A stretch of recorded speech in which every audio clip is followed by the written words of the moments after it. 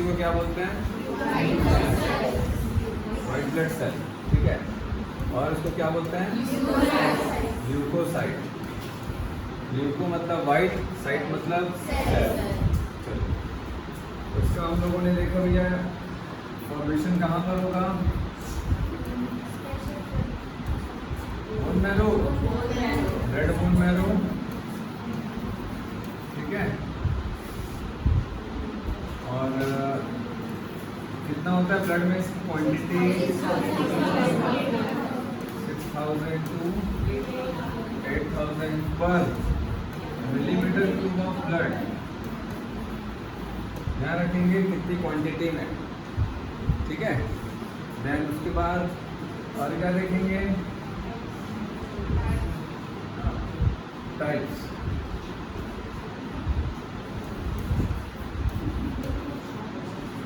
कितने टाइप के होते हैं? हाँ, एक ग्रेनुलोसाइट और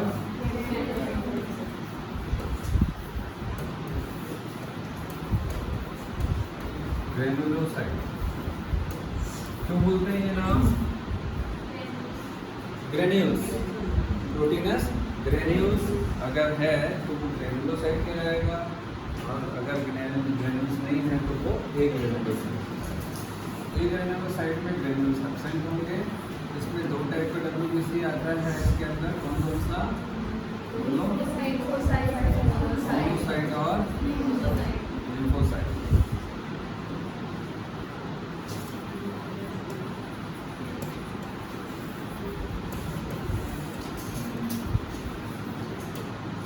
ग्रेनुलोसाइट में तीन टाइप का WBC आता है, क्या क्या? Neutrophil, basophil, acidophil. एसिडोफिल को और क्या बोलते हैं? इओसिनोफिल, ठीक है।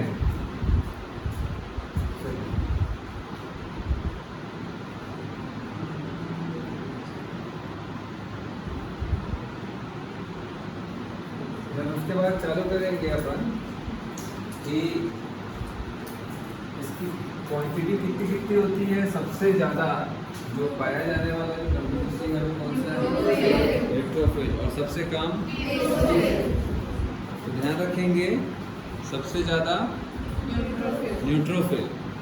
तो मैक्सिमम इन नंबर, ठीक है, maximum in number, maximum in number, ठीक है। और सबसे कम मिनिमम इन नंबर। तो मैक्सिमम और मिनिमम, ठीक है, ध्यान रखिए। तो इसका परसेंटेज आपको ध्यान रखना है। आप NCERT ओपन करके रखे हो, ठीक है। इसका परसेंटेज कितना होगा? 65%, 55 to 65 होता है, ठीक है, 55 to 65%। देन उसके बाद सेकेंड हाईएस्ट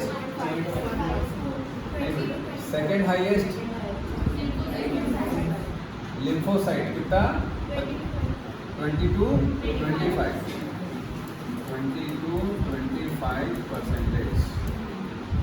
देन उसके बाद मोनोसाइट कितना होगा? कितना? 6 to 8%। देन उसके बाद इओसिनोफिल में कितना होगा? 2 to 3%। देन उसके बाद सबसे कम कितना? 0.5 to 1 या 0 to 1% भी बोलते हैं। Mainly 0 to 1%। क्यों बोलते हैं? क्योंकि अगर इन्फेक्शन नहीं है बॉडी में तो बेसोफिल मिलता ही नहीं है। जैसे ब्लड एक होता है बेटा टोटल ल्यूकोसाइट काउंट और एक होता है डिफरेंशियल ल्यूकोसाइट काउंट, ठीक है। दो टाइप का ल्यूकोसाइट का काउंटिंग होती है। तो हम लोगों ने जो यहाँ पर ये लिखा हुआ है 6 to 8000 is total leucocyte count, total leucocyte count, ठीक है। इसको शॉर्ट में अपन TLC भी बोलते हैं, टोटल ल्यूकोसाइट काउंट है, मतलब पर मिलीमीटर क्यूब ऑफ ब्लड में टोटल ब्लड का काउंट 6 to 8,000 होता है। ये टोटल हो गया।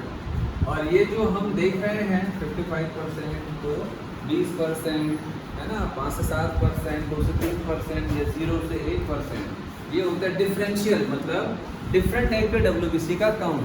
उसको अपन क्या बोलते हैं? Differential leukocyte count. ये क्या हो गया? DLC। ये क्या बताया जा रहा है? DLC। समझ आया?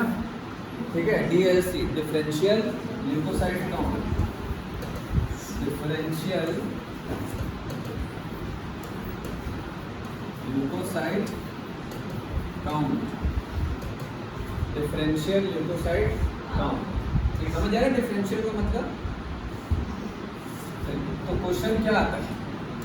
क्वेश्चन क्या आता है कि भैया मैक्सिमम टू मिनिमम आपको ऑर्डर में अरेंज करना है WBC को, या मिनिमम टू मैक्सिमम ऑर्डर में अरेंज करना है WBC को। चलिए, तो इधर हम लोग कर लेते हैं ऐसा।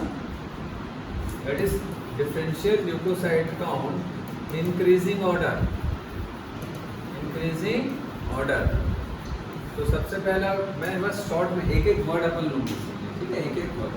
सबसे पहला कौन सा लिखूंगा जिससे पूछूंगा? बताएं, बताओ बेटा। न्यूट्रोफिल। Increasing order. यही सारी चीजें नीट में आपको ध्यान रखनी है। इंक्रीजिंग पूछ रहा है, डिक्रीजिंग पूछ रहा है। अभी जैसे आप, मैं लिखा भी हूँ, बोला भी हूँ, फिर भी आपने हड़बड़ी में गड़बड़ी, ऐसा ही एग्जाम में भी होता है। बहुत सिंपल चीज़ है, सबको मालूम है, लेकिन गलतियाँ होती हैं। तो गलतियाँ करना है तो यहाँ करो, क्लास में करो, टेस्ट में करो, नीट में मत करो। तो सबसे पहला बेसोफिल, ठीक है? उसके बाद इसको ऐसा लिख लेते हैं, अच्छा लगेगा। बेसोफिल, फिर एसिडोफिल, फिर मोनोसाइट, फिर लिम्फोसाइट, फिर न्यूट्रोफिल। ठीक है? इंक्रीजिंग ऑर्डर में बोलेगा तो न्यूट्रो, लिम्फो, मोनो, एसिडो एंड बेसोफिल। समझ आया बात? क्लियर है? चलो, बाम एलन आ रहा है। बाम एलन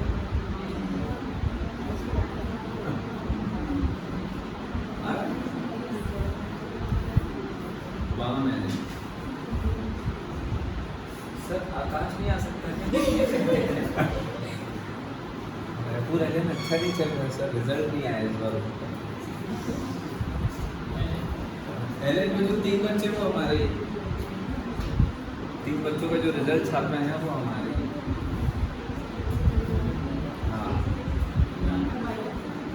एक कुणाल का भाई भूपेन जायसवाल, और एक श्रेया चंद्राकर, और एक वंशिका त्रिपाठी। ये सब हमारा 11th 12th सब पढ़े हुए हैं।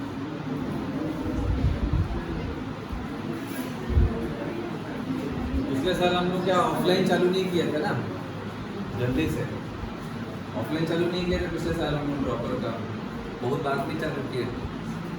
तो वो लोग पूछे कि सर ऑफलाइन चालू कर रहे हो क्या? वो लोगों का भी मार्क्स अच्छा आया था पिछले साल, मतलब एकदम नियरेस्ट आया था। तो हम लोग बोले बेटा ऑनलाइन नहीं कर रहे हैं, हमको कोविड वोविड ज़्यादा है। तो 2 महीने बाद चालू किया, 1-2 महीने बाद हम लोग ऑनलाइन ऑफलाइन चालू किया पिछले साल ड्रॉपर बैच।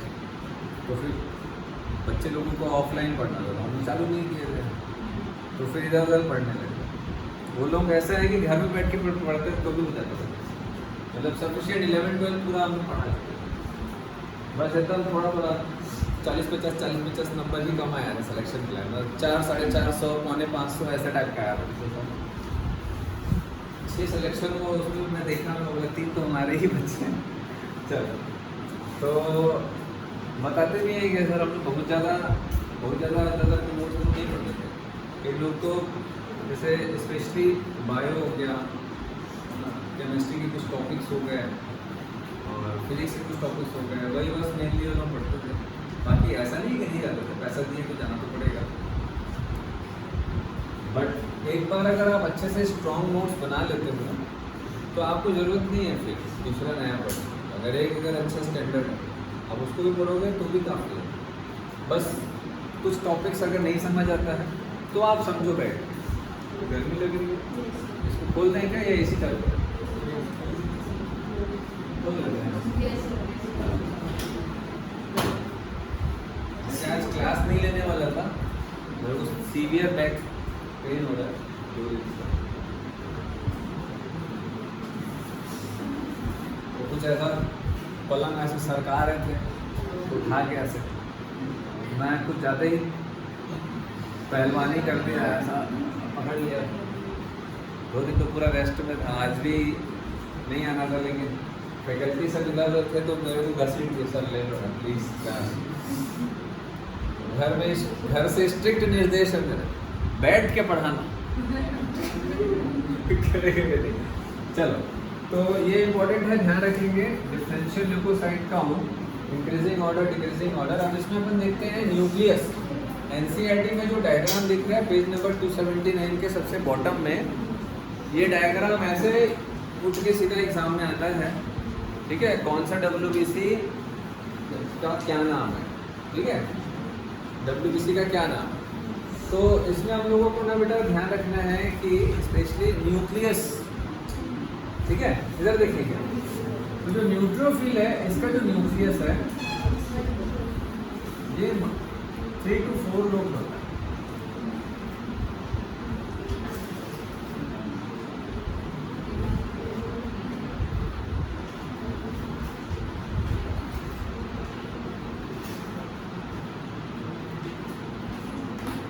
कितना लोब ऑफ न्यूक्लियस दिख रहा है?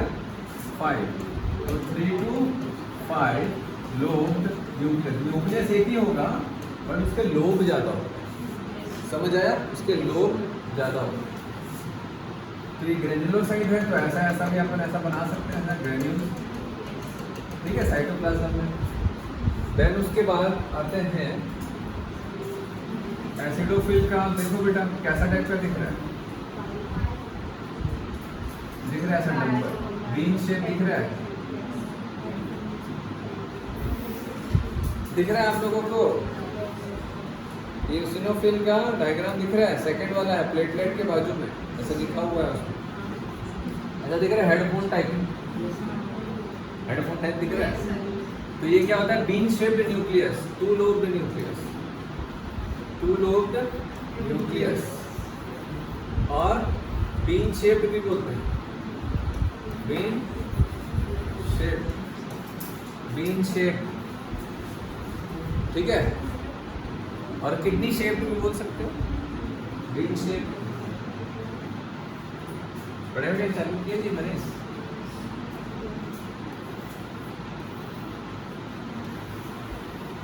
बेसोफिल का न्यूक्लियस का कितना दिख रहा है? दिख भी रहा है कि नहीं दिख रहा है? नहीं दिख रहा है। 2 to 3 लोब्ड है।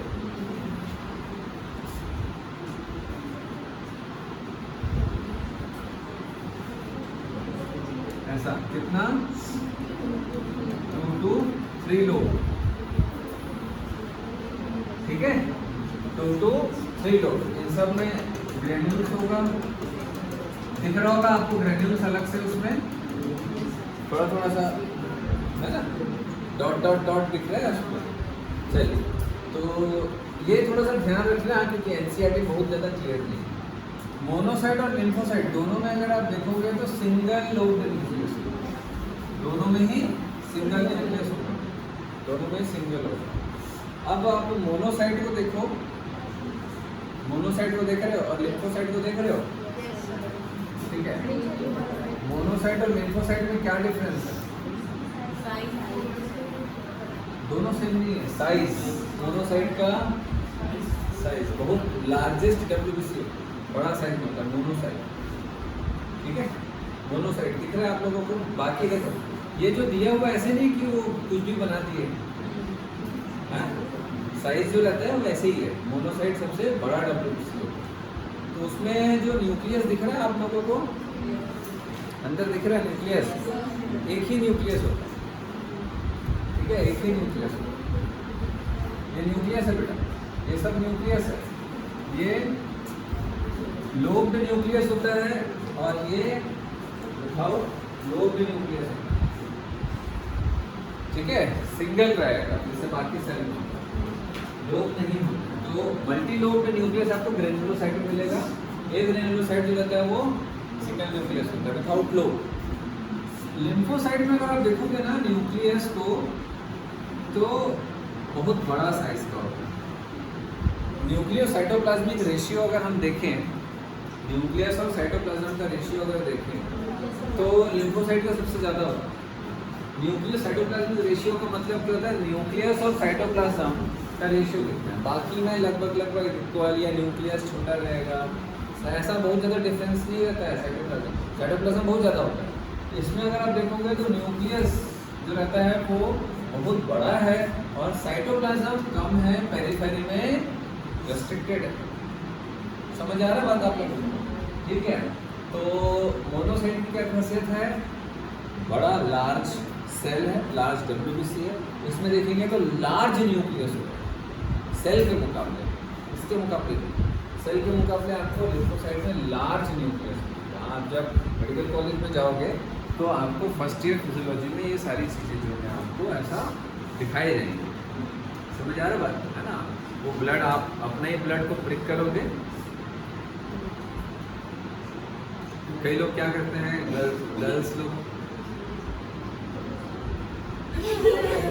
ना बाबा डर लग रहा है, ठीक है, डर लग रहा है तो बाजू वाले देना तेरा खून नहीं, एक खून तो निकालना है स्लाइड में, बस हो गया स्लाइड। फिर उसके बाद डाई डालते हैं क्योंकि WBC इज नहीं लिखा, हाँ वाइट ब्लड सेल है। तो आपको WBC को देखने के लिए डाई डालना पड़ता है। तो एक ड्रॉप आप डालोगे ग्लास स्लैब में, फिर उसके बाद उसको पूरा फैलाओगे ब्लड को, उसके बाद आप डाई डालोगे, डाई डाल के उसको पूरा मिक्स कर दोगे, फिर देखोगे माइक्रोस्कोप से, तब WBC दिखेगा कलर्ड। इसलिए देखो ना ये सब कलरफुल दिख रहा है, ये उसी डाई के दिख रहा है। समझ आ रहा है? ठीक है। RBC को देखने के लिए किसी भी डाई की जरूरत नहीं, ऑलरेडी इतना एकदम ब्राइट रेड रहता है, इतना क्लियरली दिखता है। समझ आ रहा है? तो आप जब देखोगे तो आपको ये एकदम अच्छे से दिखेगा। लिम्फोसाइट तो स्पेशली दिख जाएगा। ठीक है, चलिए देन उसके बाद अब इसमें हम लोगों ने दो इम्पोर्टेंट चीज़ें देख लिया। क्या परसेंटेज सबसे ज़्यादा किसका क्या है? अगर घर में आपका ब्लड टेस्ट का रिपोर्ट होगा, सभी में DLC TLC रहता ही है ना? समझ आ रहा है बात? CBC होता है complete blood count. Complete blood count में आपको WBC का काउंट मिलेगा, RBC का काउंट मिलेगा, हीमोग्लोबिन मिलेगा, है ना, प्लेटलेट का काउंट मिलेगा, ये मिलता ही मिलता है। चलिए, तो ये हो गया परसेंटेज। उसमें भी आपको ना ऐसा मिलेगा रेंज, सबसे ज़्यादा ये, फिर ये, फिर ये, फिर ये, फिर ये, ऐसा। ठीक, देन उसके बाद देखिए बेटा ये जो न्यूक्लियस है ये बहुत इंपॉर्टेंट है। न्यूक्लियस वाला वेरी वेरी इंपॉर्टेंट है। ये आता है एग्जाम, सीधा डायग्राम आता है, सीधा डायग्राम उठ के आ जाता है, कौन सा डायग्राम किसका है। चलो, ये दो क्वेश्चन इंपॉर्टेंट हमारा हो गया। ठीक, ये भी आता है complete blood count, that is sorry total leucocyte count. ठीक, कहाँ बनता है ये। देन उसके बाद आते हैं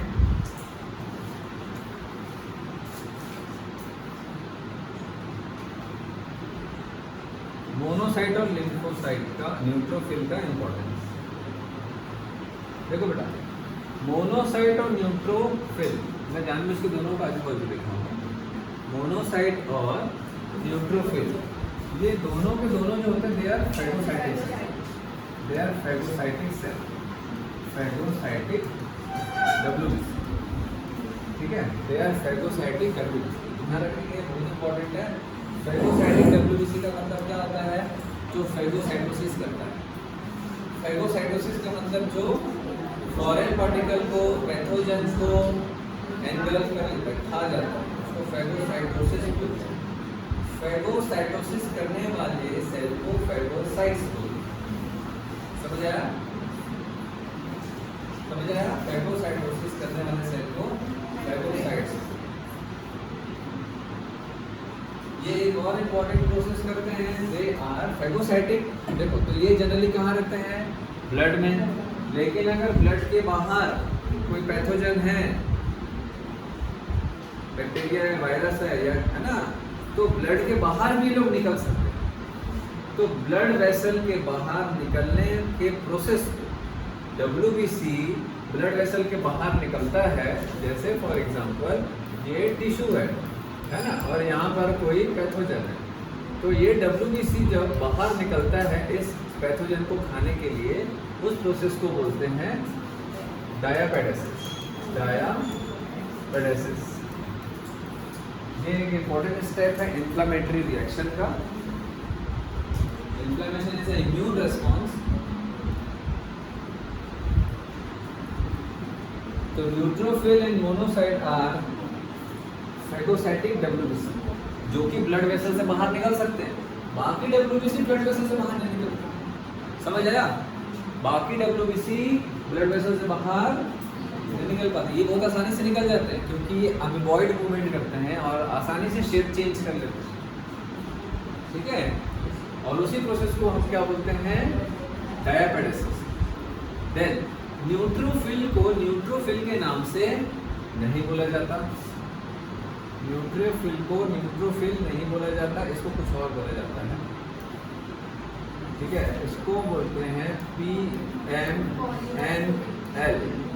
PMNL क्या होता है? पॉलीमॉर्फोन्यूक्लियर ल्यूकोसाइट के लिम्फोसाइट, लिम्फोसाइट उधर भी है, क्योंकि कई बार फुल फॉर्म आता है ना तो लोग लिम्फोसाइट बोल देते हैं। अब याद नहीं करना है इसको कि PMNL बोलते हैं, आपको समझना है क्यों बोलते हैं। Why it is called PMNL? Poly मतलब बोलो, पॉली का मतलब मैनी है ना, PNNL। पॉली मतलब मैनी, मॉर्फो का मतलब एक्सटर्नल स्ट्रक्चर, न्यूक्लियर मतलब न्यूक्लियस, L मतलब ल्यूकोसाइट। आप खुद ही देख सकते हो कि जो न्यूट्रोफिल है इसका 3 to 5 लोब न्यूक्लियस होता है, तो 3 से 5 लोब होने के कारण ये डिफरेंट टाइप का इसका न्यूक्लियस का शेप होता है।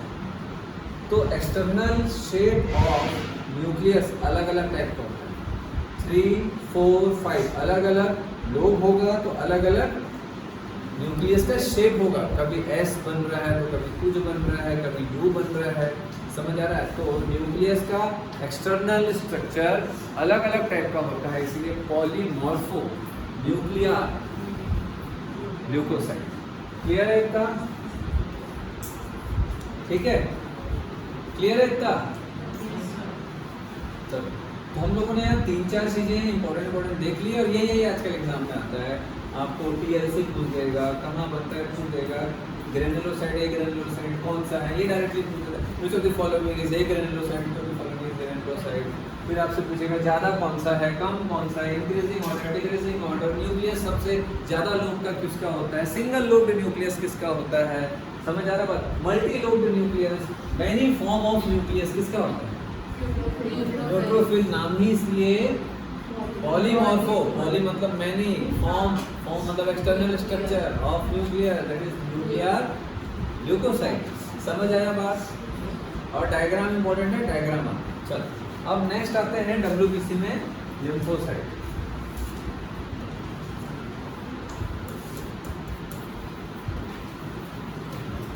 लिम्फोसाइट का टाइप देखेंगे, कितने टाइप के होते हैं लिम्फोसाइट? 2 टाइप के होते हैं, T लिम्फोसाइट और B लिम्फोसाइट। पानी तो बंद हो गया था।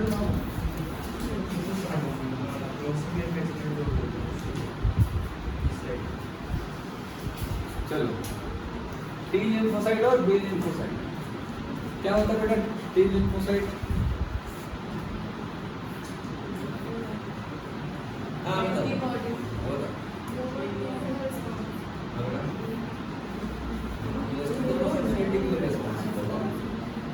क्यों बोलते हैं T लिम्फोसाइट और B लिम्फोसाइट? हाँ बोलो।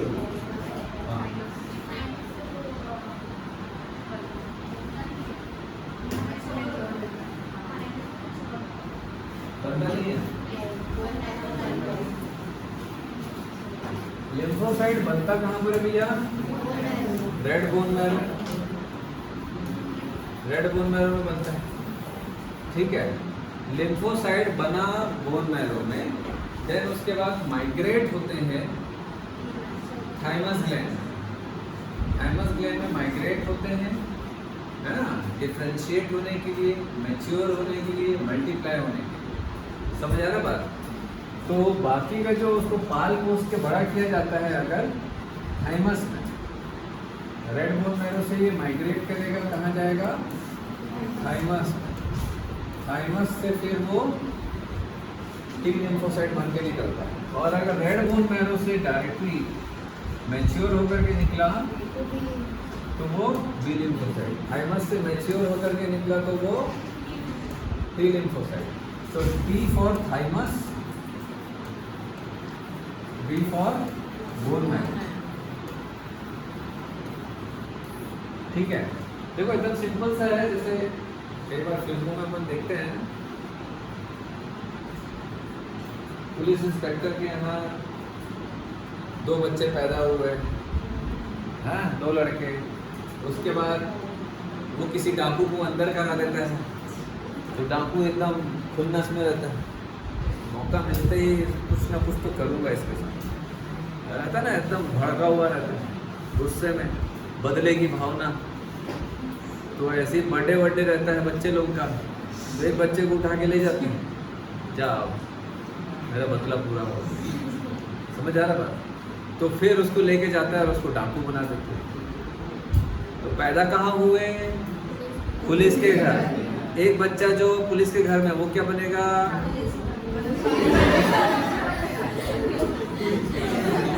पुलिस के घर में डाकू, डाकू के घर में पुलिस। तो पुलिस के घर में जो बच्चा रह गया वो पुलिस बनेगा, और डाकू जो उठा के ले गया वो डाकू बनेगा। बाद में पता चला दोनों भाई हैं, एक दूसरे के जान के दुश्मन थे पहले, है होता है ना ऐसे। तो पुलिस के यहाँ पैदा हुआ और पुलिस के यहाँ ही पाल पोस के बड़ा किया गया। पुलिस के यहाँ पैदा हुआ, डाकू के घर में पाल पोस के बड़ा किया गया, इसीलिए उसका नाम डाकू सरदार सिंह। इसका इंस्पेक्टर मनोहर सिंह, कुछ भी ऐसा नाम ले सकते, किसी का नाम मनोहर तो नहीं है। अरे सब दादाजी लोगों का नाम रहता था, आजकल नहीं है, आजकल जैकी, सेंकी, मंकी, बहुत सारे अलग नाम। मतलब मैं तो देखा हूँ कि पहले ज़माने में ऐसा बच्चे पैदा होते थे, तो जैसे ही पैदा हुआ इसका नाम अर्जुन है, हो गया भाई नाम करा। यहाँ तो भाई 2 महीना हो गया नाम रखे, तो अभी गूगल से सर्च ही कर रहे हैं हम। अभी 4 नाम समझ आया है, ओपिनियन पोल ले रहे हैं हम फेसबुक में। हाँ ओपिनियन पोल रखे फेसबुक में, सबसे ज़्यादा जिस नाम को क्या मिलेगा, लाइक मिलेगा जिस नाम को, वो नाम रखेंगे। मतलब 2-2, 3-3 महीने। और पहले जन्माष्टमी के दिन पैदा हुआ कृष्णा, है ना, ऐसी होता था ना, समझ आ रहा बात? गोपाल, कन्हैया, ऐसा नाम रख देते थे। मंगलवार को मंगल पांडे मंगलवार के मंगल पांडे। सोमवार, अगर सावन सोमवार को पैदा हुए शंकर, भोला, भोलानाथ। हाँ हाँ बोलो क्या नाम है? रावण। राम भी रख सकते हैं, क्योंकि दशहरा के दिन राम भगवान ने रावण को मारा था। आप हमेशा नेगेटिव लोगों की तरफ नहीं ध्यान देते। एक्चुअल में दशहरा जो रहता है वो रावण का दिन नहीं है। राम जी ने गलत चीज पे गलत चीज को खत्म करके एक सही चीज को दुनिया में लाया था, समझ आ रहा है? तो राम भी तो रख सकते हैं दशहरा के, लक्ष्मण भी रख सकते हैं, लड़की हुई तो सीता रख देंगे, ऐसा होता था ना। अब तो गूगल में डिफरेंट नेम फ्रॉम आर, ए, बस ये लोग एक लेटर जानते हैं, ए से रखिए, बी से रखिए, नहीं, रोल नंबर पहले ए का आता है, हमेशा बेचारे लोगों को पहले भुगतना पड़ता है। अपन आखिर रखते हैं, वी वाला रखते हैं, वी से, डब्ल्यू से, जेड से कुछ है, ये बड़ा थोड़ा रख देंगे यार, ठीक है, जेड से नाम नहीं आता है, तो लोग वो भी रख देते हैं, जुबैर, जोया, कितना अच्छा अच्छा नाम आता है, जिया, जन्नत, जिन्नत, भगवान जाने क्या क्या, जीनत, जन्नत भी नाम होता है क्या? बताओ। सानिया तो ऐसे हो, सानिया, अब ज़ॉम्बी भी रख दो। मतलब जानिया, ये क्या नाम है भाई, जानिया? हाँ हाँ होता होगा, मैं सुना नहीं। चलो समझ आए क्या बात, क्यों बोलते हैं इसको बिलियन परसेंट और ट्रिलियन? मैं खुद, हमारे यहाँ खुद मेरे बेटे का नाम को 2 महीना लग गया था, 1.5-2 महीना। क्या रखें, अलग रखना है, अलग अलग कुछ अलग। रचित,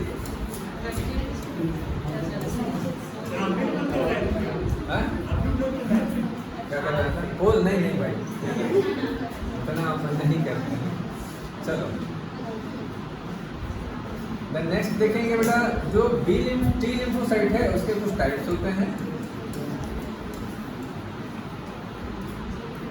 T helper, T killer, T suppressor, T memory. ठीक है, 4 टाइप के टी लिम्फोसाइट होते हैं। टी लिम्फोसाइट जो है 2 टाइप के होते हैं, प्लाज्मा बी सेल और एक बी मेमोरी सेल, एक मेमोरी बी सेल। ठीक है, टी हेल्पर को CD4 सेल भी बोलते हैं, CD4 सेल, और टी किलर को CD8 सेल। ये सब नाम सुने हो कि नहीं पापा? ऐसी बात करते हो, नीट में आता है, कई बार आ चुका है। अरे बाबा हेल्थ एंड डिसीज में देखते हैं, है ना, ध्यान रखना। CD4, CD8, plasma B cell जो रहता है प्रोड्यूसेस क्या, इम्यूनोग्लोबुलिन्स। इम्यूनोग्लोबुलिन सुने हो नाम? क्या होता है? शॉर्ट में IG, और इसको एंटीबॉडी भी बोलते हैं, एंटीबॉडी।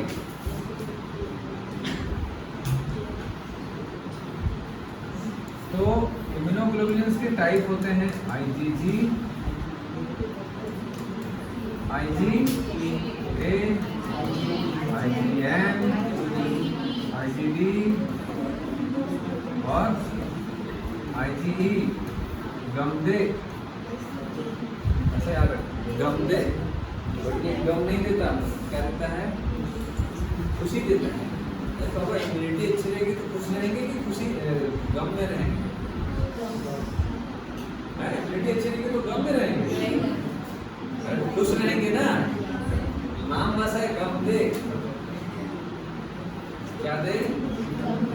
गम दे। IgG, IgA, IgM, IgD, IgE। ठीक है, ये एंटीबॉडीज के टाइप में, एंटीबॉडीज को क्या बोलते हैं? इम्यूनोग्लोबुलिन। चलो हो गया।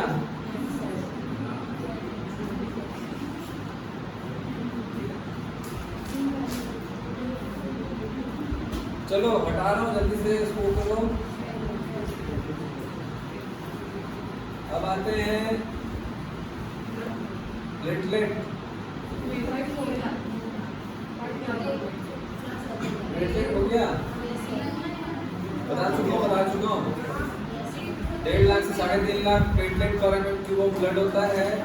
प्लेटलेट को थ्रोम्बोसाइट बोलते हैं, ब्लड क्लॉटिंग में यूज होता है। हो गया ना, बाकी ब्लड क्लॉटिंग आगे पड़ेगी। अब आता है ब्लड ग्रुपिंग, बहुत इंपॉर्टेंट है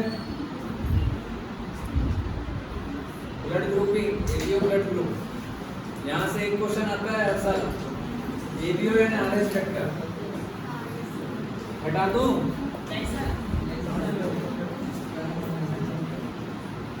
आपको सुना बोल रहा हूँ हटाने, ये हटा दें? बचा बात नहीं कर लेना। ये सब ह्यूमन हेल्थ एंड डिसीज पढ़ोगे तो नवी से याद करके रखो, क्योंकि CD4, CD8 भूल जाते हैं लोग, एंटीबॉडीज का नाम नहीं याद रहता है।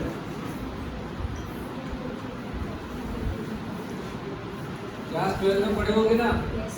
मिल्क में कौन सा एंटीबॉडी होता है? IgA। सिक्रेटरी, आंसू, आंसू जो होता है हमारा सिक्रीशन है। Milk is also a secretion, वो सब में रहेगा। ठीक है।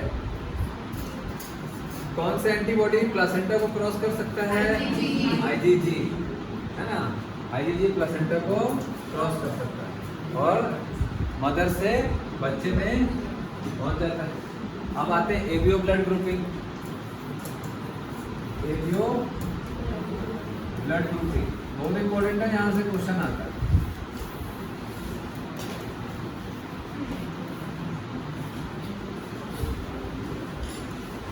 कहाँ होता है भैया ये ब्लड ग्रुप? कहाँ होता है बॉडी में?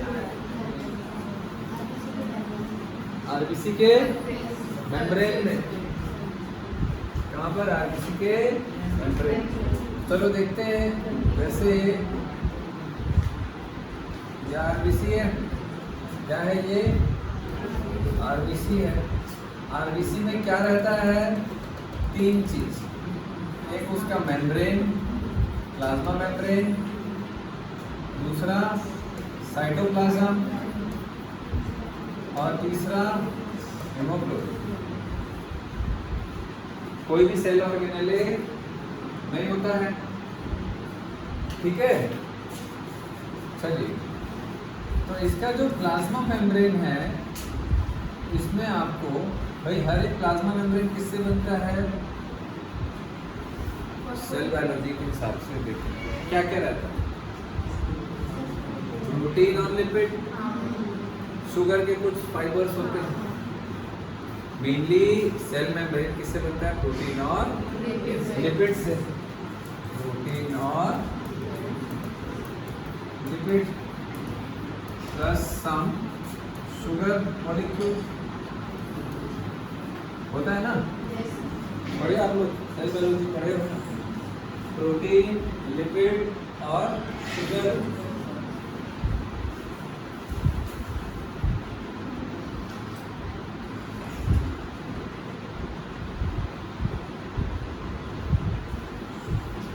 चलिए, तो देखो बेटा, तो अलग अलग टाइप के प्रोटीन्स पाए जाते हैं अलग अलग टाइप के सेल मेम्ब्रेन।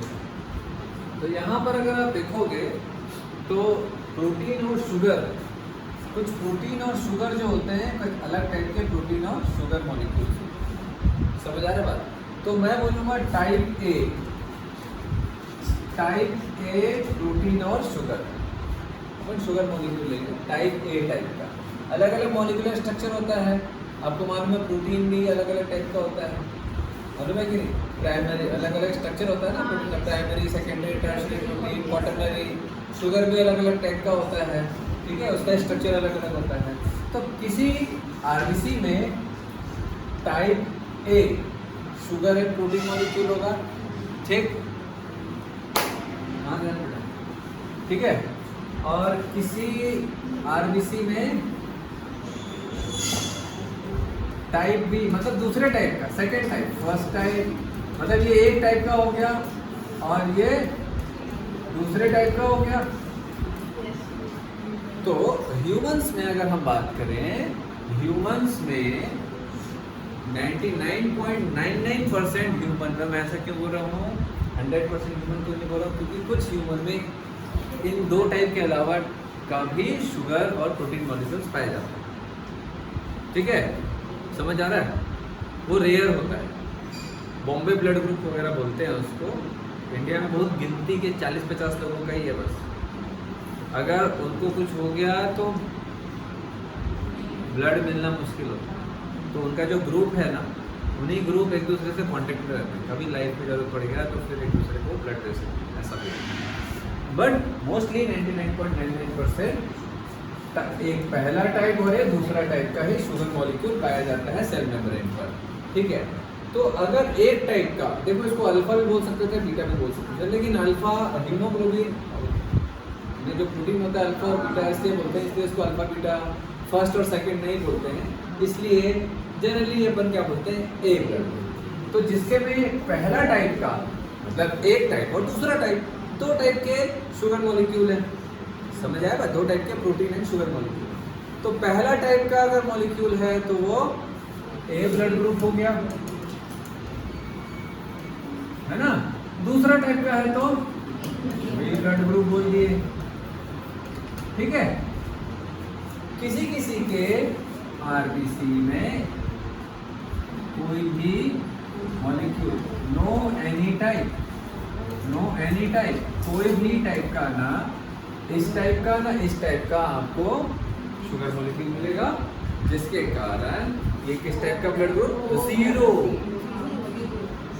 इसलिए ओ बोल सकते हैं। अब ऐसा थोड़ी ना किसका है इसका ओ ब्लड ग्रुप है, हाथ उठाओ, हाथ उठाओ, ओ ब्लड ग्रुप वाले हाथ उठाओ। सर मार क्यों रखा? हाँ सही में पूछ रहा हूँ, ओ ब्लड ग्रुप वाले कौन कौन है? हाँ देखो, अब मैं आपको बोलूँगा जीरो ब्लड ग्रुप, अच्छा लगेगा आपको? नहीं सर, नहीं लगेगा ना, ठीक है। कोई बोलेगा सर मेरा ए है, कोई बोलेगा सर मेरा बी है, सर जीरो, तो अच्छा थोड़ा लगता है? Zero blood group, O blood group, समझ आया? तो किसी के में एक भी टाइप का मॉलिक्यूल नहीं है, no any type of molecule, तो वो ओ ब्लड ग्रुप हो गया, तो वो ओ ब्लड ग्रुप हो गया। किसी किसी में ये दोनों टाइप का पाया जाता है, किसी किसी के आरबीसी में ये ए भी पाया जाएगा और बी भी पाया जाएगा, तो वो ए भी ब्लड ग्रुप, ए भी ब्लड ग्रुप। समझ आया? समझ आया कि? चलो अब इसको थोड़ा और अच्छे से समझने के लिए थोड़ा सा जेनेटिक्स में जाएंगे, ताकि आप इसको और अच्छे से डिटेल में समझें। जेनेटिक्स, जो भी कैरेक्टर होता है हमारे बॉडी में, according to principle of inheritance, जो भी कैरेक्टर हमारे बॉडी में होता है, कैरेक्टर का मतलब अच्छा और बुरा वाला नहीं। जैसे भैया स्किन का कलर हो गया, ठीक है, समझ आ रहा बात? आँखों का कलर हो गया, कई लोगों का, ज़्यादातर लोगों का आँखों का कलर क्या होता है? ब्राउन होता है, लाइट ब्राउन, डार्क ब्राउन, है ना। ऐश्वर्या राय ब्लू, और किसी का होता है कि भाई लड़के लोग ज़्यादा देखते हैं ब्लू कलर, किसका होता है? बिल्ली का ब्लू होता है। और किसका, कौन सी? ऋतिक रोशन का ब्लू है,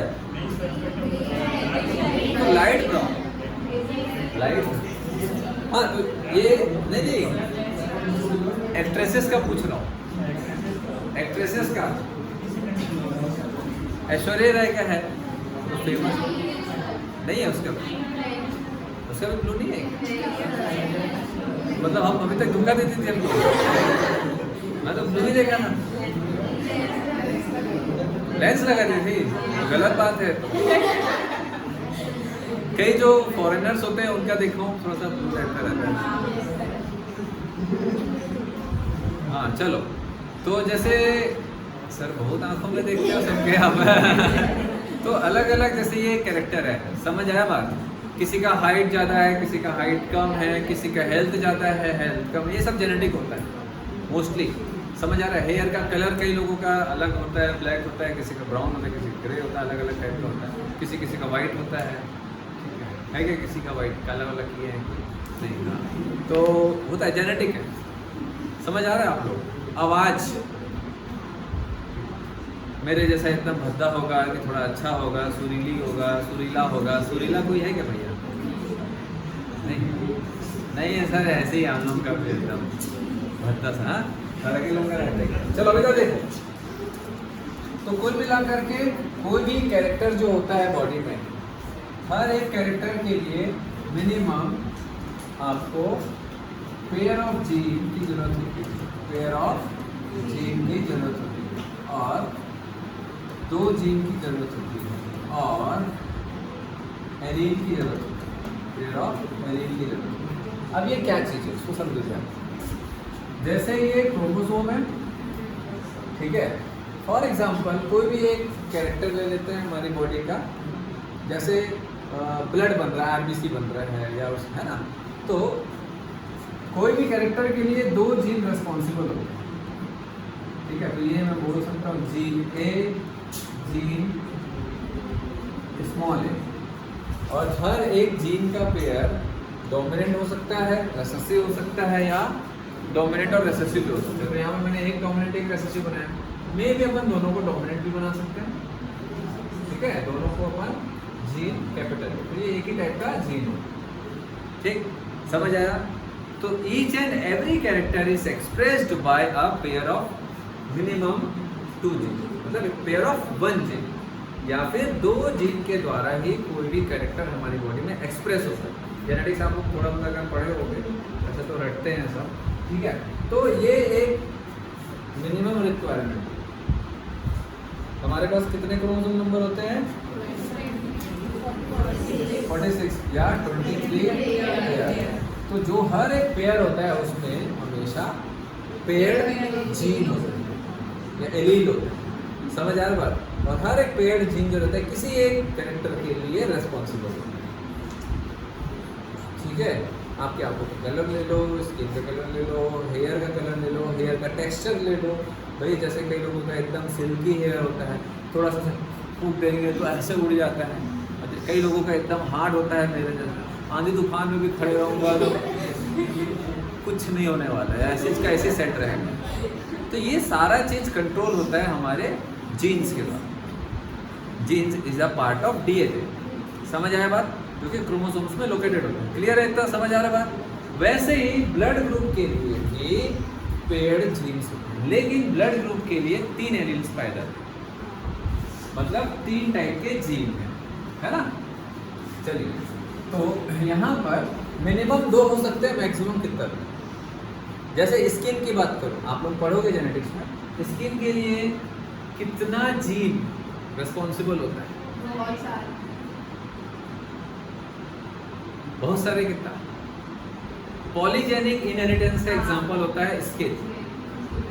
स्किन का colour polygenic, 3 pair of gene की जरूरत होती है, समझ आ? 3 पेयर ऑफ जीन की जरूरत होती है, मतलब 6 जीन रिस्पॉन्सिबल है। कितना? 6 जीन, सर ये 6 नहीं 4 है, 6 जीन रिस्पॉन्सिबल होते हैं, समझ आया बात।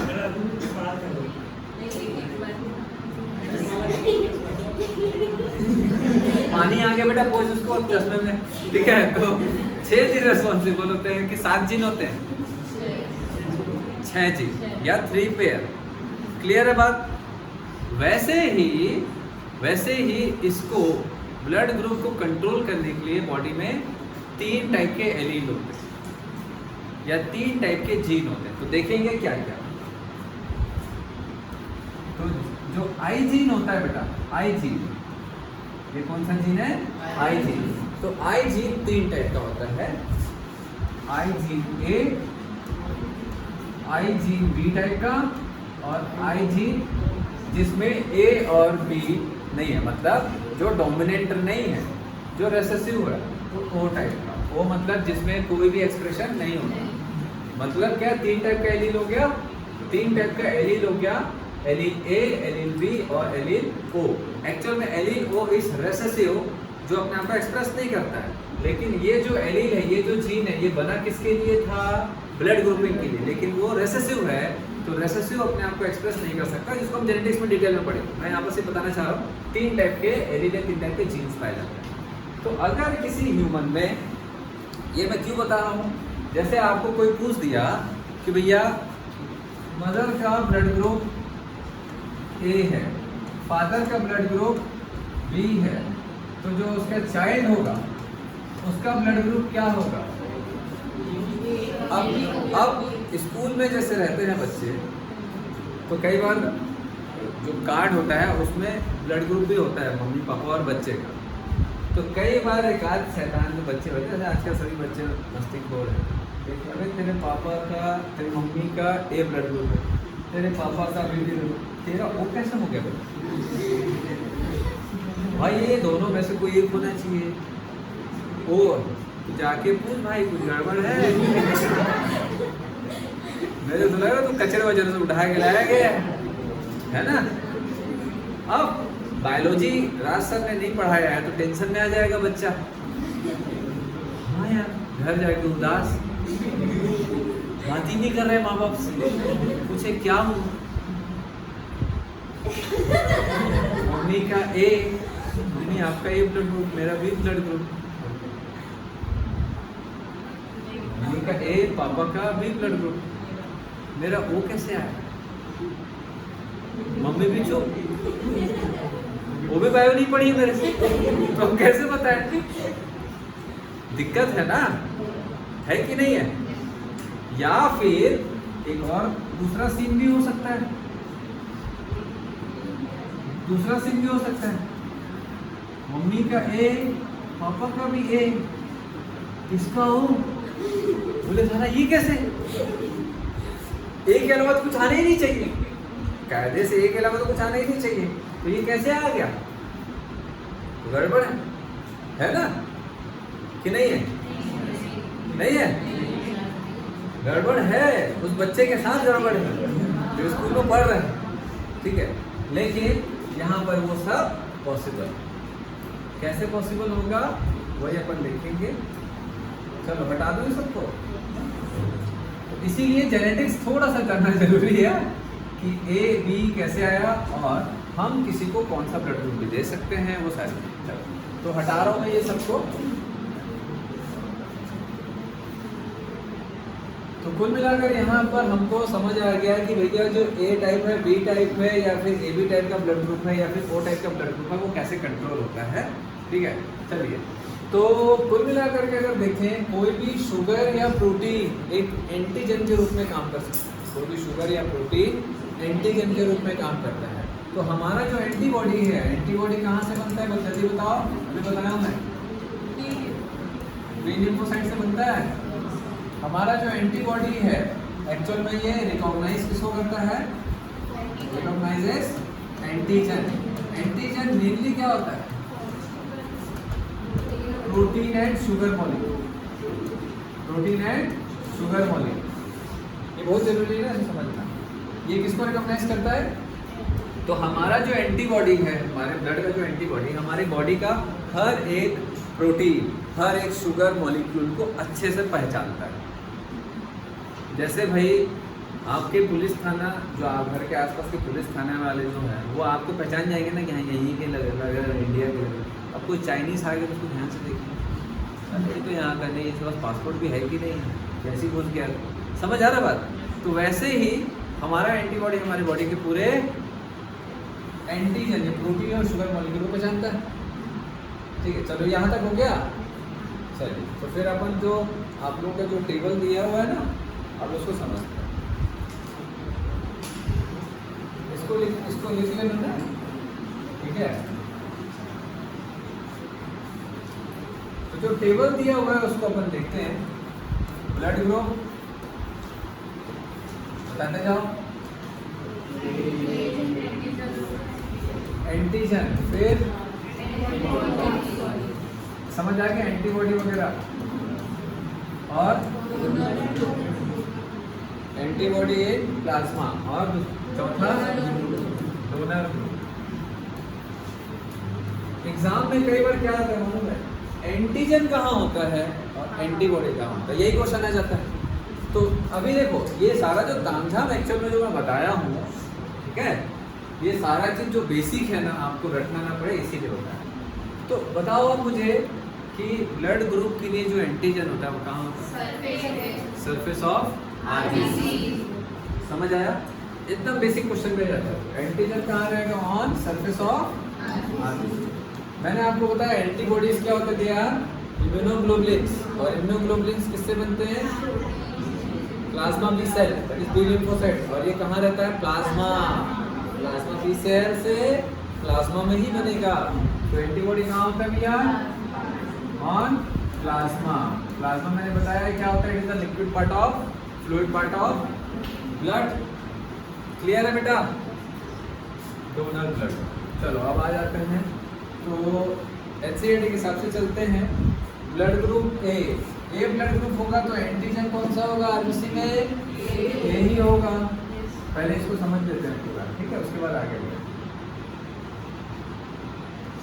बी ब्लड ग्रुप होगा तो एंटीजन कौन सा होगा आरबीसी में, ए बी होगा तो ए बी एंटीजन, मतलब दोनों एंटीजन पाया जाएगा ना, यहाँ पर मैंने बताया है। ओ ब्लड ग्रुप होगा तो no any type of molecule, मतलब कोई भी एंटीजन नहीं है। आप एंटीजन प्रोटीन या शुगर मॉलिक्यूल को बोलते हैं, ठीक है, तो नो। चलिए, एंटीबॉडी और प्लाज्मा, तो एक स्पेसिफिक एंटीबॉडी स्पेसिफिक एंटीजन के लिए बनता है, समझ आया है ना। तो ए एंटीजन के लिए प्लाज्मा में कौन सा एंटीबॉडी होगा? ए क्यों नहीं होगा? ए रहेगा अगर एंटीबॉडी, ए टाइप एंटीबॉडी रहेगा तो उसी को मार देगा। समझ आ रहा है? रटना नहीं, कई बार लोग ए में ए डाल देते हैं, आरबीसी मर जाएगा, पूरा खत्म हो जाएगा। तो कौन सा एंटीबॉडी रहेगा? Anti B. समझ आया क्यों? यहाँ पर एंटी ए, यहाँ पर कोई भी एंटी, यहाँ पर एंटी नहीं है, नो एनी एंटी, और यहाँ पर दो एंटी हैं, A and B antibody. Clear है बेटा? अब ये वाले पार्ट पे आते हैं डोनर का।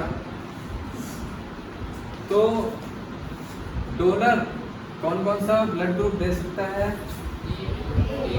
ए दे सकता है, डोनर ब्लड ग्रुप ओ दे सकता है, और इधर इधर ए बी, और इधर ओ भी देगा, इधर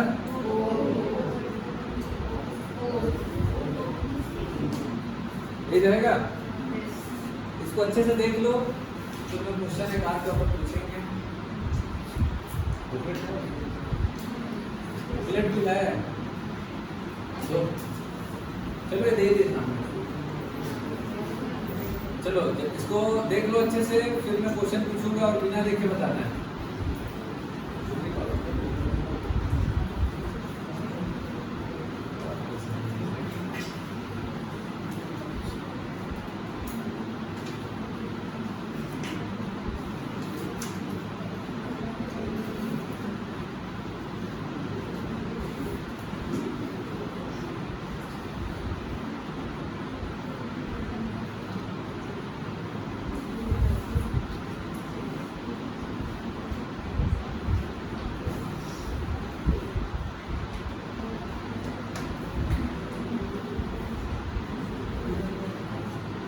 हो गया?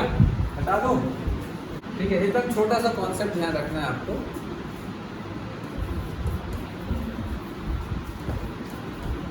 ब्लड देने वाले का एंटीजन देखते हैं,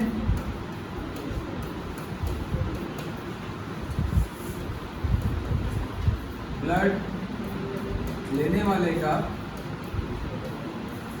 घटिया राइटिंग है सर, आपका हिंदी में एंटीबॉडी देखते हैं।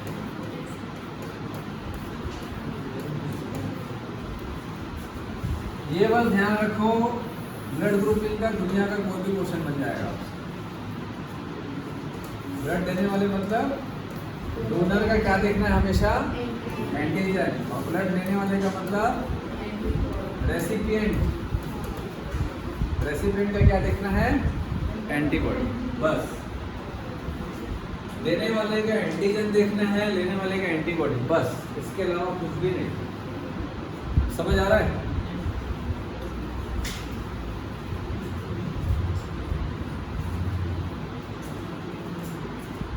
इसको बस ध्यान रखना, जैसा लिखा हूं वैसे ध्यान रखना।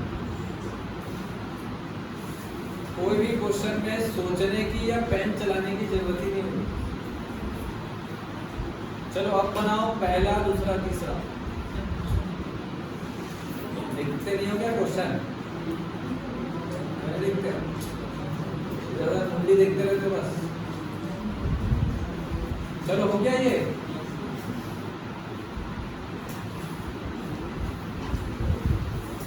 अब आते हैं क्वेश्चन पे।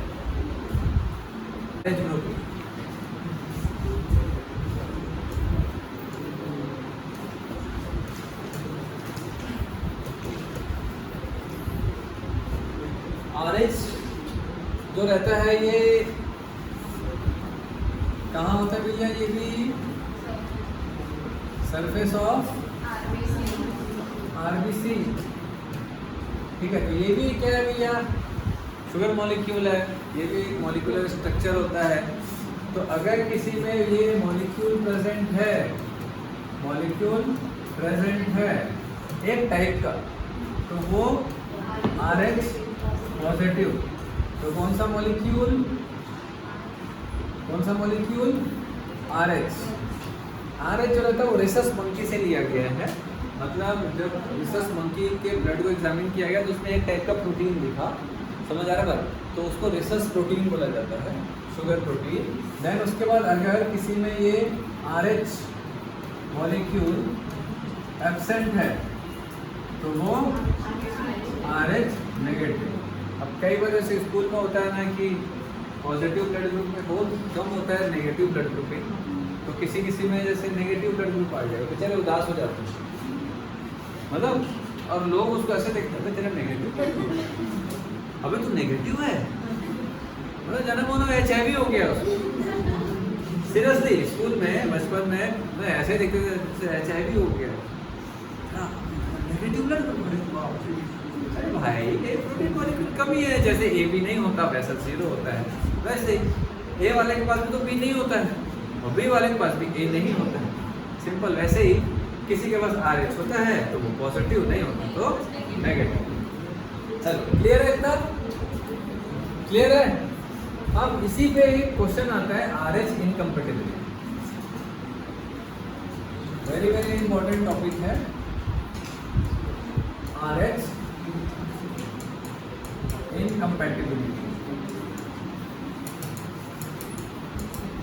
RH incompatibility.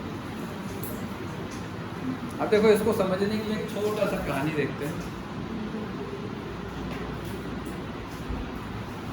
पुराने जमाने में जब हॉस्पिटल्स में बच्चे पैदा नहीं होते थे, तो आपकी जो जनरेशन है ऑलमोस्ट 99% आप सभी हॉस्पिटल में पैदा हुए हो। कोई गाँव हो गया है जो घर पैदा हुए हैं?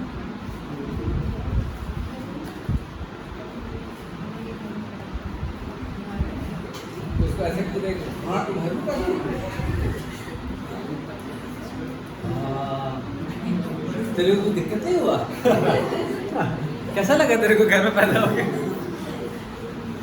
तो पहले ज़माने में गांव वगैरह में दाई भाई लोग ही बच्चे पैदा कराते थे, ठीक है। और मैं आपको बता दूं इतना अनुभव रहता था कि सारा चीज़ सेफ होता था, ठीक है। अभी पढ़ लिख भी लेते हैं तो भी वो अनुभव ज़रूरी है। मतलब इन सीज़न नहीं है बच्चा बाहर निकाले, ज़्यादा प्रॉब्लम नहीं आता, इजी होता। आप भी घर में पैदा हो गए, कैसा लगा आपको? कैसा महसूस हुआ? तो अब देखो कई बार क्या होता है कि घर में जैसे पैदा होते थे पुराने ज़माने में, गांव में, बहुत पुराने ज़माने में, ठीक है। तो एक्चुअल में इसलिए भी होता था कि हॉस्पिटल की सुविधाएं कम होती थी। हर जगह थोड़ी ना हॉस्पिटल खोल के रखेंगे 30 साल 40 साल पहले। तो जैसे एक बच्चा हुआ किसी फीमेल का, देन उसके बाद दूसरे बच्चे की डेथ हो गई पैदा होने से पहले। फिर तीसरा प्रेगनेंसी स्टार्ट हुआ, थर्ड बच्चे के लिए कॉन्सीव हुए, तीसरे बच्चे की भी पैदा होने से पहले डेथ हो गई। फिर बोले कोई बात नहीं, कुछ हुआ होगा, प्रॉब्लम हो गई होगी खाने पीने में। चौथी बार कॉन्सीव हुए, चौथी बार भी बच्चे की डेथ हो। अब गांव में हल्ला हो, वो डायन है, बच्चे को खा जाती है, मत जाना कोई बच्चे उसके घर में। सब अपने घर के बच्चों को उसके घर में खेलने से या उसके बच्चे के साथ खेलने के लिए मना करते हैं। ऐसा होता था पहले, आप लोग भी कभी कभी सुने ऐसे बोलते हैं ना, वो डायन है, बच्चे को खा जाती है, ना बाबा नहीं भेजेंगे अपने बच्चे को, हम तो जाएंगे भी नहीं। समझ आ रहा है? काश वो लोग मेरे से पढ़ लिए रहते तो उनको ये समझ आ जाए। तो ये जो घर में जब बच्चे पैदा होते हैं तो एक्चुअल में प्रॉब्लम ये होती है कि हम ब्लड टेस्ट नहीं कराते। समझ आ रहा बात? ब्लड टेस्ट नहीं होता। जब भी हॉस्पिटल जाते हैं तो ब्लड टेस्ट जरूर होता है। समझ आ रहा बात? तुरंत। और ये ब्लड टेस्ट बेटा कुछ मिनट में ही हो जाता है ब्लड ग्रुपिंग का। समझ आया? तो ये जो बच्चे मरते थे पैदा होने से पहले एम्ब्रियोनिक लाइफ में, वो क्यों मरते हैं, क्या कॉन्सेप्ट है इसके पीछे, उसी को अपन क्या बोलते हैं, RH इनकम्पेटिबिलिटी। ठीक है, तो देखो जैसे कि फॉर एग्जांपल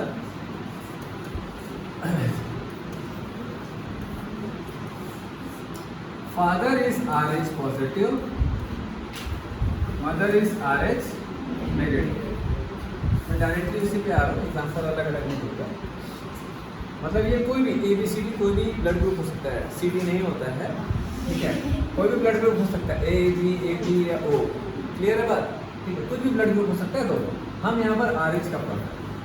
तो ये फादर पॉजिटिव ब्लड ग्रुप है, मदर नेगेटिव ब्लड ग्रुप। अब भैया स्पर्म यहाँ से एग क्या होगा, फर्टिलाइजेशन होगा, क्या बनेगा,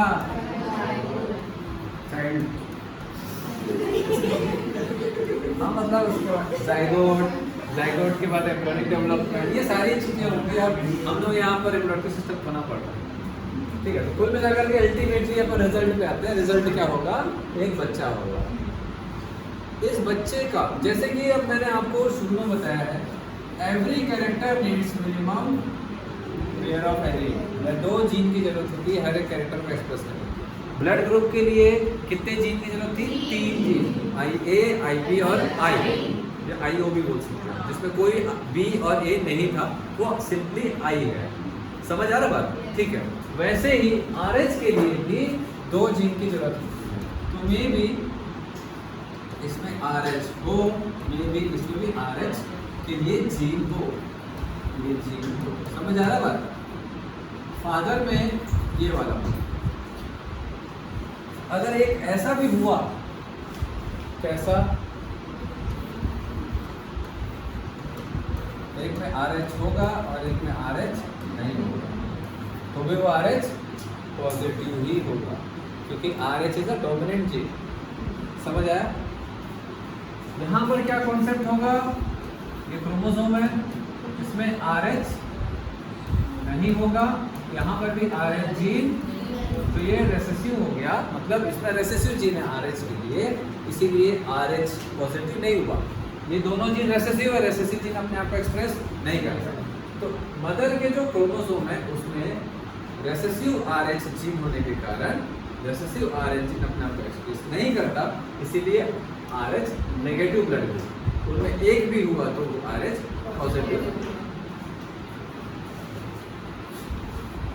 अब मान के चलो कि भाई RH नेगेटिव, इसका जो एक रेसेसिव ब्लड ग्रुप है, अब हमको मालूम होना चाहिए कि 46 में से कितना क्रोमोसोम आता है स्पर्म में, 23। 46 में से कितना क्रोमोसोम आएगा एक में, 23। तो भैया ये पेयर है ना, इन दोनों में से कोई एक ही क्रोमोसोम जाएगा, ये पेयर है, इन दोनों में से कोई एक ही क्रोमोसोम जाएगा।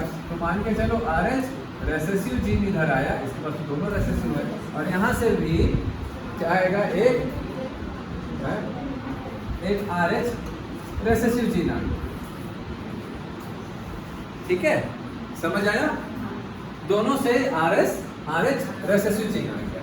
तो अब मुझे बताओ, RH recessive, RH recessive, 2 type के क्रोमोसोम आ गए इस बच्चे के पास। इस बच्चे का ब्लड ग्रुप क्या होगा, RH नेगेटिव। यहाँ तक कहानी समझ आ गया? बात, पहला बच्चा RH नेगेटिव पैदा होगा। अब ये बच्चे का क्या होगा, मरेगा नहीं, इसका बर्थ होगा, इसका बर्थ होगा, ये पैदा होगा। मैंने बताया था ना, लायन किसको बोलते हैं, एक बच्चे के बाद सब हुआ था, मैंने बताया था, एक बच्चे के बाद सब हुआ था ना कहानी। तो इसका बर्थ सक्सेसफुल हो गया, इसका बर्थ सक्सेसफुली हो गया। जब मदर से बच्चे को अलग किया जाता है, मतलब पैदा होने के बाद अम्बिलिकल कॉर्ड को काटा जाता है, तो उस समय जब प्लासेंटा जो होता है, और प्लासेंटा क्या होता है, जिसके अंदर वो डेवलप होता है, जिसके अंदर एम्ब्रियो डेवलप होता है। ठीक है, इधर देखेंगे छोटा सा डायग्राम,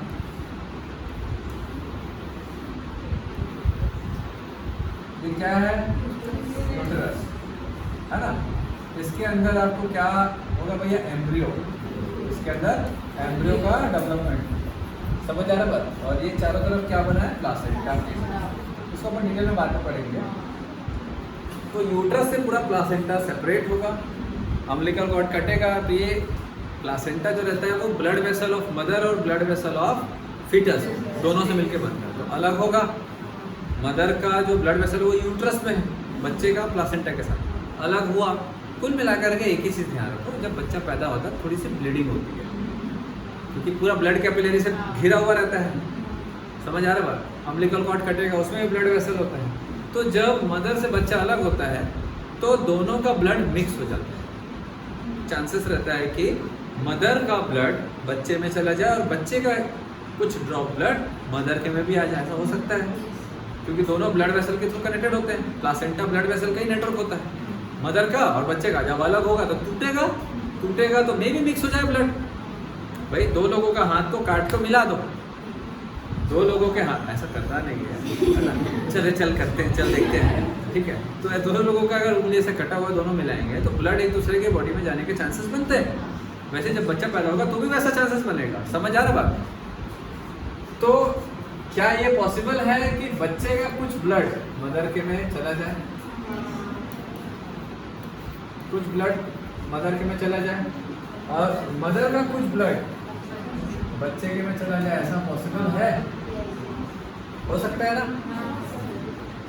तो चलिए अब हम देखते हैं, देने वाले के क्या देखते हैं, एंटीजन, लेने वाले का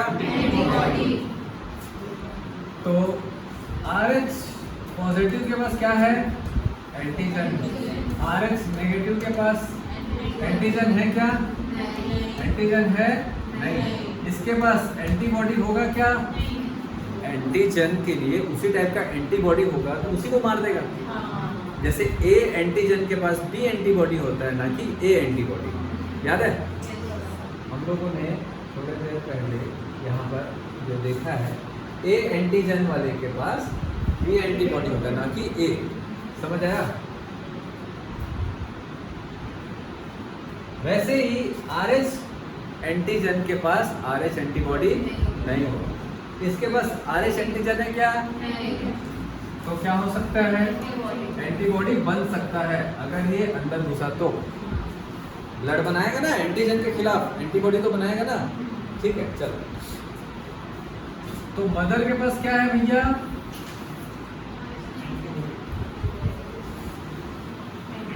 एंटीबॉडी, ठीक है, समझ आ रहा बात। मदर के पास एंटीबॉडी।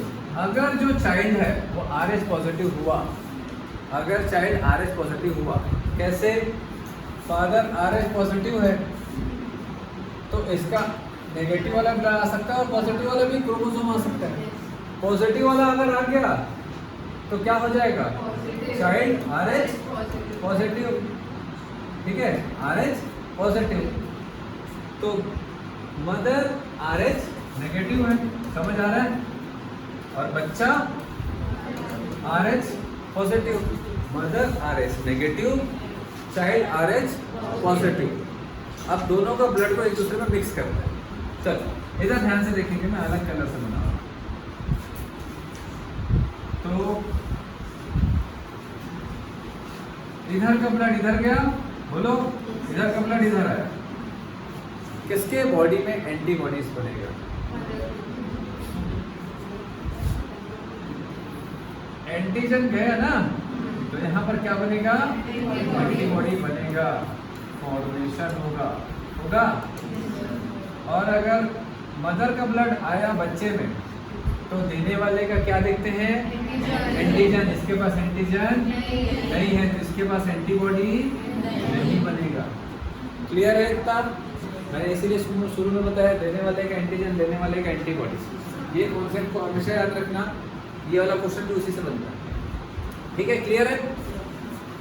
तो भैया किसके बॉडी में एंटीजन एंटीबॉडी रिएक्शन होगा, बोलो, मदर के। बच्चे के में तो मदर के बॉडी में क्या बन गया, किसके खिलाफ, चाइल्ड के खिलाफ नहीं, RH एंटीजन के खिलाफ। क्लियर है? तो इस बच्चे को कोई नुकसान है जो पैदा हुआ, अरे तो पैदा हो गया ना, और पैदा होने के बाद अगर मदर का ब्लड आ भी गया तो मदर के पास एंटी उसके बॉडी में है। वो कब बनेगा? जब बच्चा पैदा होगा। बच्चा पैदा हुआ तो ब्लड मिक्स होगा। अब बच्चा हो गया ना अलग मदर से, अब ब्लड मिक्स हो गया। अब बच्चे अलग होने के बाद एंटीबॉडी बनेगी। और यहाँ पर बच्चे के बॉडी में ब्लड अगर आ भी गया मदर का तो क्या होगा? कुछ नहीं होगा। तो पहला बच्चा हेल्दी। अब दूसरा कहानी देखो।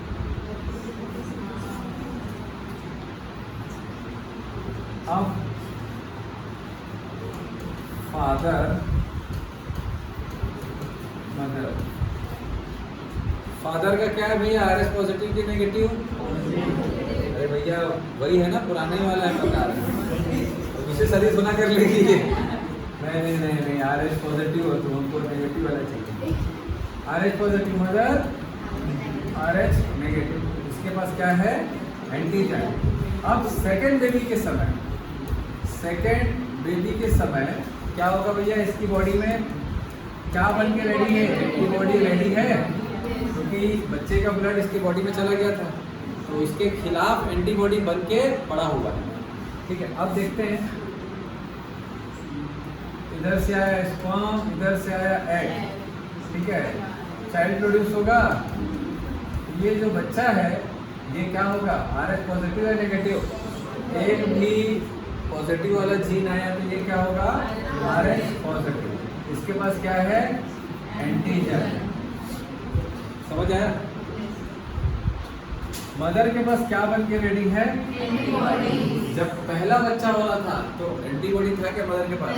क्योंकि उसकी बॉडी में कभी भी आरएच पॉजिटिव एंटीजन नहीं पहुंचा था। इसकी बॉडी में कभी भी आरएच पॉजिटिव एंटीजन नहीं पहुंचा था तो एंटीबॉडी भी नहीं बना था। इसीलिए पहला चाइल्ड सक्सेसफुली पैदा हो गया। यहाँ पर पहला चाइल्ड के कारण इसके बॉडी में आरएच पॉजिटिव एंटीजन घुसा, जिसके कारण एंटीबॉडी रेडी हो गया। अब ये एंटीबॉडी जो रहता है बेटा प्लासेंटा को क्रॉस करके, प्रोसेस दी प्लासेंटा और वो बच्चे में जाएगा, दैट इज एम्ब्रियो में जाएगा। और ये एंटीबॉडी किसको मारेगा? बच्चे के एंटीजन। तो एंटीजन कहाँ होता है? आरबीसी के सरफेस पे। तो आरबीसी डिस्ट्रॉय होगा जिसके कारण एनीमिया हो जाएगा, पीलिया हो जाएगा और एम्ब्रियोनिक लाइफ में उसकी डेथ हो जाएगी।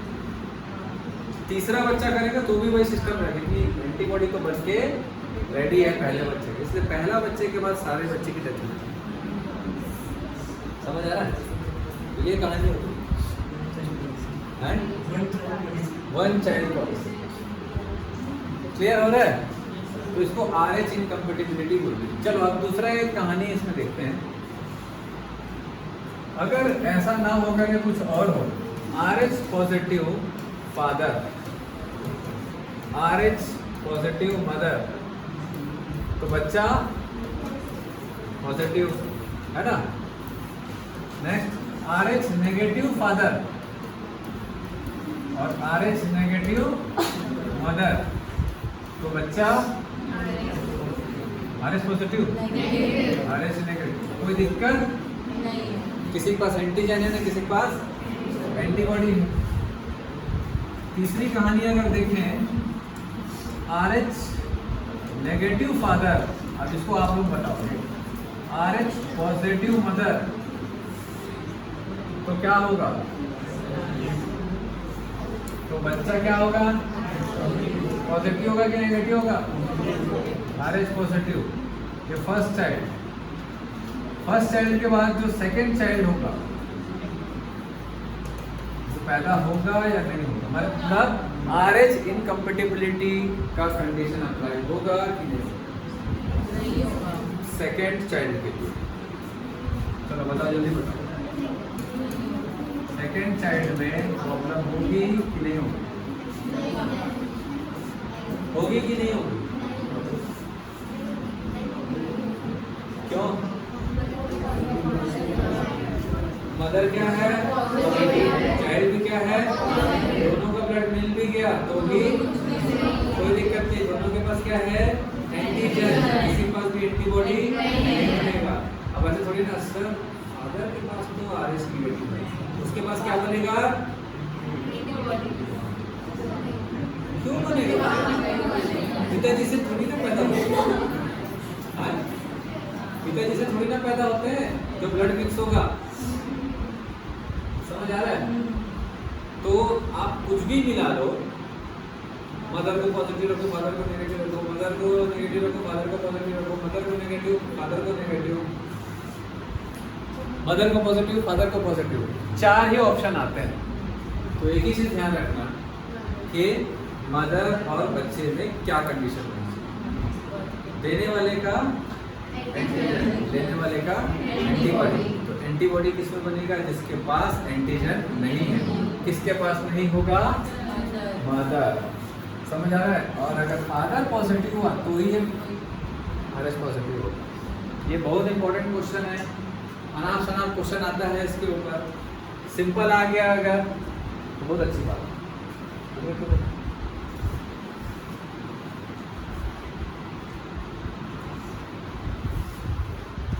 सिंपल अगर आ गया तो ठीक है, घुमा गया है तो भी ठीक है, बन जाना चाहिए।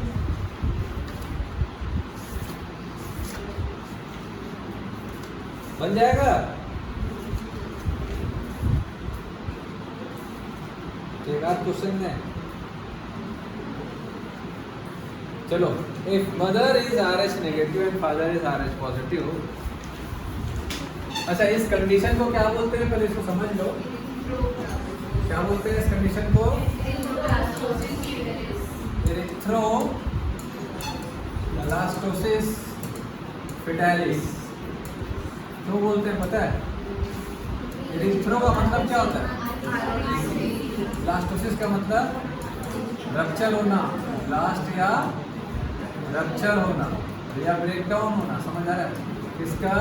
फीटस पैदा होने से पहले, इसीलिए एरिथ्रोब्लास्टोसिस कहते हैं। चलो क्वेश्चन लिखो। If mother is RH negative, if mother is RH negative,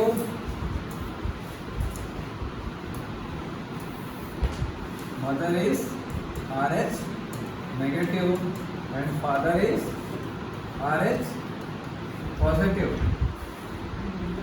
condition of erythroblastosis fetalis में अकर। ऑब्वियसली होना चाहिए, होगा कि नहीं होगा? हाँ। This condition may be avoided by administering anti-RH antibodies to. This condition may be avoided by administering anti-RH antibodies to. Option लिखेंगे। This condition may be avoided by administering anti-RH antibodies. Anti-RH का समझते हो? Antibody को बनाने से रोकने वाला medicine की बात करें। पहला option foetus just after the birth. This condition will be avoided by administrating anti Rh antibodies to. Option पहला फीटस। क्या होगा? तो उसको बोल रहा हूँ आपको। Foetus just after the birth. पहला option foetus just after the birth. Second option mother just after the birth. Second option is mother just after the birth. किसका बर्थ? मदर के बर्थ की बच्चे का, चाइल्ड का बर्थ। मदर पैदा हुई उस समय नहीं। Third option mother just before the birth. Mother just before the birth, mother just before the birth. चौथा option both fetus and mother just after the birth. चौथा option both fetus and mother just after the birth. कब आपको ये दवाई लगानी चाहिए, injection लगानी चाहिए?